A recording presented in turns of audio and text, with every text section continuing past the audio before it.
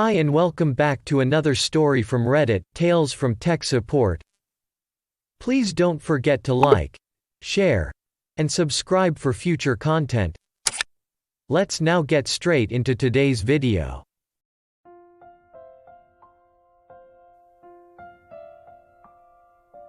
The unhappy life and sad end of the 1999 Dream Machine.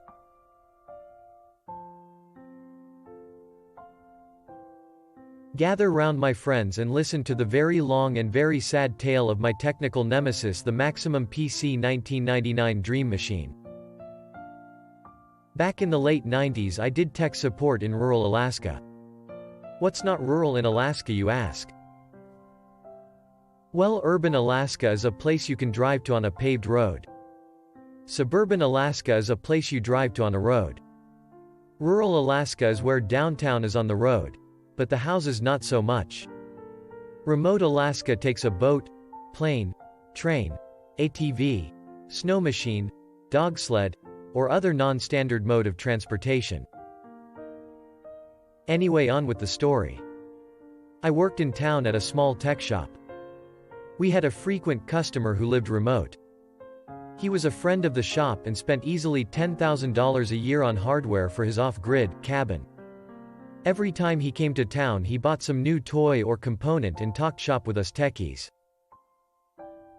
He was super excited about the new millennium, so when Maximum PC released their 1999 Dream Machine he came to us to put one together for him.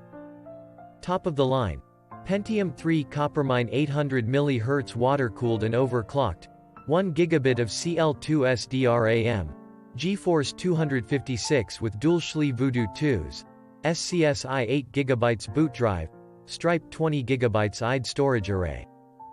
It was hell on rails and the absolute sexiest machine a gamer could ask for.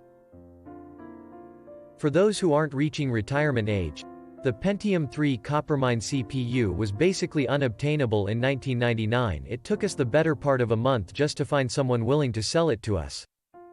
We paid 3x retail and considered ourselves fortunate to have gotten it at all. Then we had it overnighted to Alaska from somewhere in Indiana for an additional ton of money. CPU alone ended up costing $3,000. The CPU was the last part to arrive and the shop basically closed down when FedEx arrived. We thoroughly inspected the package for signs of damage, triple-checked our grounding straps, and everyone watched in awe and trepidation as the lead tech ever so gingerly placed it into the socket. A dab of Silver Fox and the stock heatsink later were ready for first boot. Hooray, it posts. So we do the usual. Slap Windows 9 8 SE install disk and let it get to work on install. Install finishes up and we start up 3DMark. Gonna get us a high score. Nope. Halfway through the test BSOD. Crap. Okay, wire check. Temp check, everything is good. Second try. Fingers crossed. Boom, BSOD. 2 hours of frantic forum searching later. 9 SE hates more RAM than 512 unless you tweak a bunch of system settings. So we pull out half the RAM, start it back up, run 3DMark so we know it was just the RAM amount. Benchmark score is nice, like double any of our personal rig scores nice.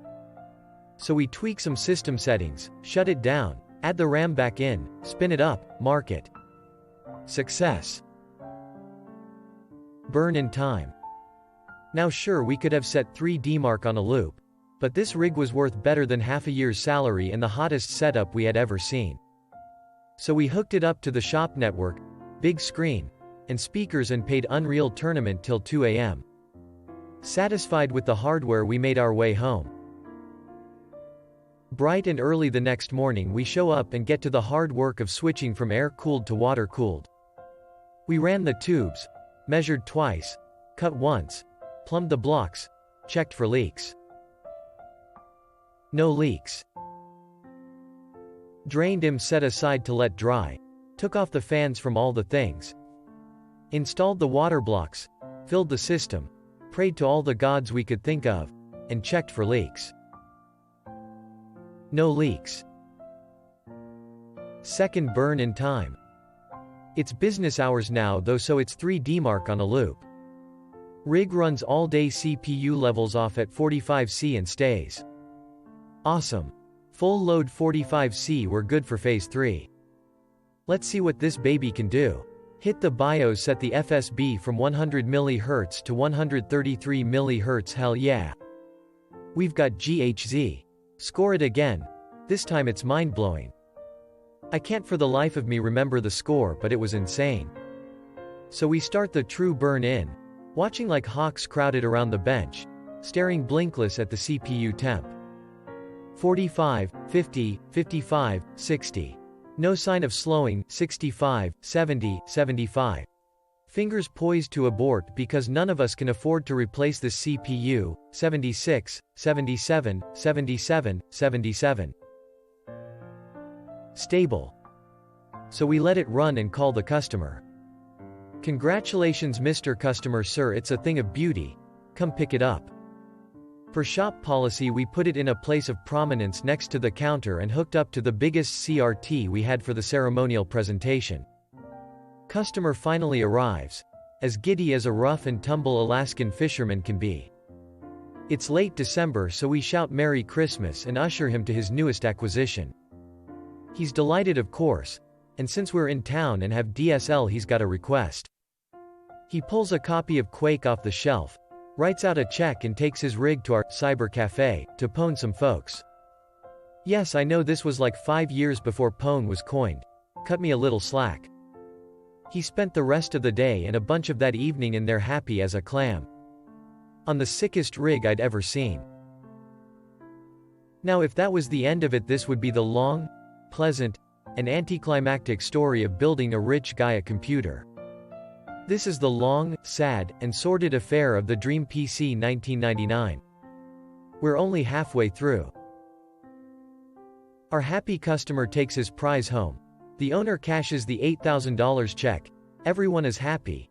We close up shop and take Christmas with our families. New Year comes around and we get a call from our favorite customer.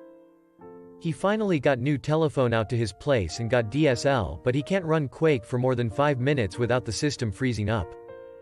With great trepidation the phone tech asks if it smells funny or there's any water leaking from the bottom. Nope, dry and smell free.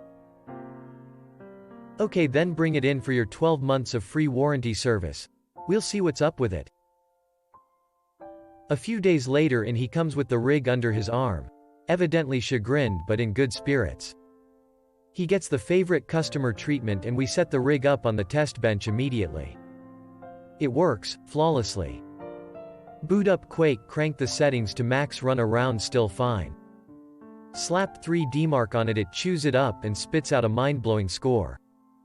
We show the customer and he asks us to keep stress testing it while he goes shopping, and he'll stop by after. So we spend 2 hours poking at it trying to make it fail, but no dice. It's the most stable overclocked machine we've ever seen. When the customer comes back we pronounce it provisionally fixed and he takes it home. 2 days later phone call. Quakey no worky. Alright, bring it back in. This time we're serious, we keep it overnight. Which means over a week since the customer only comes into town once a week. So for a week we poke, prod, and abuse this computer. Constantly running benchmarks and games. Use it as the technical team's super gaming rig in store after hours. We can't make it fail. We call the customer back. Look, this thing works like a champ, we can't break it. He comes in, we show him. He takes it to the cafe, it works. So he takes it home. The next week. Rig's not working again. Maybe it wants a car ride? In he comes with it. Per usual it works. He shops. He takes it home. The next day. Car ride didn't work. Can I schedule a house call? Generally house calls weren't a problem. But remember I said this guy lived remote. He was 40 miles out of town. Only 20 of those were paved or plowed and the last 10 weren't even road. No one in the shop wanted to burn a full day going out there for warranty work in February in Alaska. But since Windows Server 2000 was fresh on the market we offered him a copy on the house if he brought the rig back in and let us reinstall it. We figured that maybe the issue had to do with the system tweaks we had done to make 98 accept the RAM. It was a long shot, but we were desperate. The next week in comes our customer and his dream rig. He leaves it in our care and we spend the next week backing up, wiping, installing the new OS, and burning the rig in again. It still handles like a champ the whole time. Never as much as a jitter. When he comes back in, we have the rig set up in the cafe all ready for him to test, which he does, but you can see the glee has gone out of him. He's waiting for the other shoe to drop when he gets home. And drop it does. We don't hear from him for 2 weeks, but that's because he was afraid to call the night he got it home. He still can't game on it. This time when he asks for a service call, we schedule it. The lead tech was the only one of us that owned a Skidoo to make the last 10 miles, so he got the pleasure of making the trip. He set it for Friday morning so he could make a whole weekend trip out of it and go skidooing after the call-out. Does the boss get his happy weekend? No. The curse of the intermittent problem rises up to defeat him. He's there on site for 6 hours. The customer isn't lying. The rig will idle fine. But 5 minutes of Quake and it reboots. Not BSOD. Just reboots like the reset button got pushed. He used every tool he had with him but couldn't find anything wrong with it. He even took 3DMark and a copy of Unreal Tournament out in case it was somehow something about Quake in specific. It wasn't. He couldn't run anything graphics or CPU intensive without it shutting down. So he restored the FSB to 100 MHz thinking it must be an OC thing. Nope, still won't run. Just now it fails while not performing as well. So instead of a long weekend of Skidoo, he has to bring the rig back to our bench to be tested component by component. After a week of bench testing each component, we still haven't gotten anything to fail either individually or together.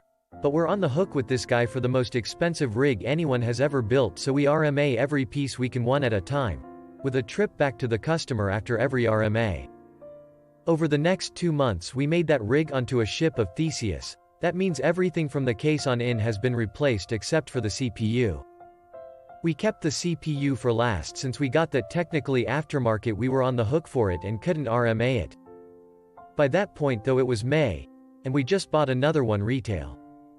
It was still $1,000.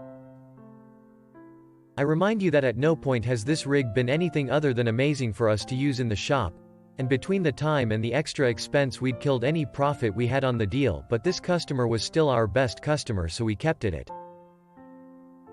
Memorial Day rolls around, and I get the delivery job for the now entirely new PC.